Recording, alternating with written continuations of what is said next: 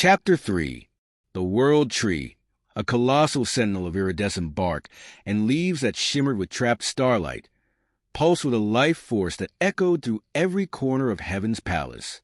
Crystal waterfalls, defying gravity, cascaded from floating islands, their waters alive with luminous fish that swam through the air as easily as they did water.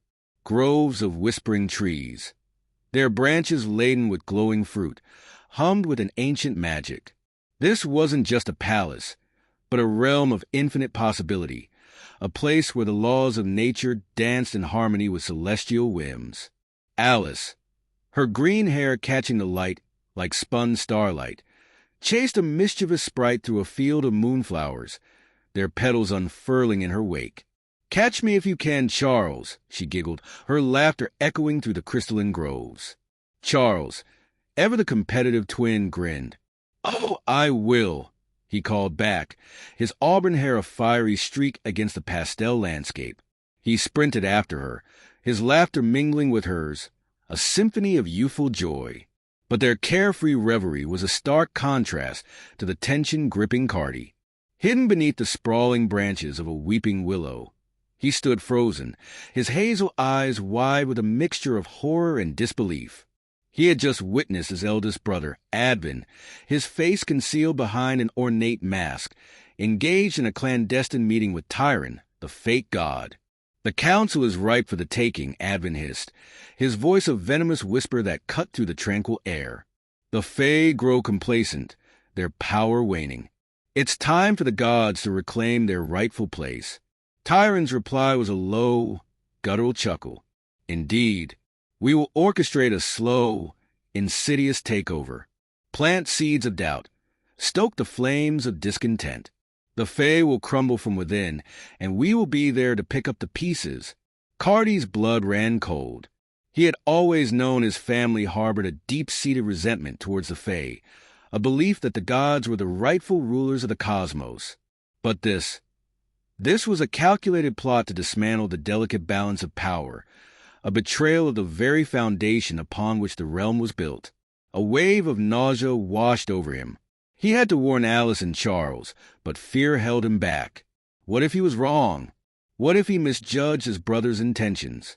The weight of his family's legacy, the burden of their ambition, pressed down on him like a suffocating shroud. Suddenly, a hand clapped him on the shoulder. "Karti," a familiar voice boomed. "There you are. Mother has been looking for you." Karti whirled around to find Advin standing before him, his mask now gone, replaced with a warm, brotherly smile. "Advin," Karti stammered, his voice betraying his inner turmoil. I was just enjoying the scenery." Advin chuckled, his eyes twinkling. "Always the contemplative one, aren't you? Come on. Let's not keep Mother waiting." Karti, his mind reeling, forced a smile and followed his brother, his heart heavy with suspicion and dread.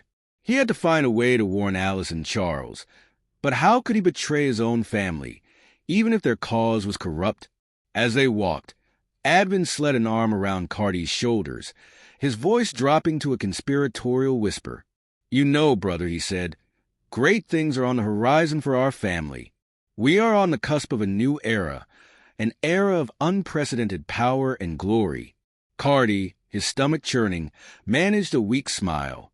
That's wonderful, Advin." Advin squeezed his shoulder. "Indeed it is. And you, my brother, will play a crucial role in our rise to power." Karti's heart sank. He was trapped, caught between his loyalty to his family and his growing sense of responsibility towards Alice and Charles. He had to make a choice, and the fate of the realm hung in the balance.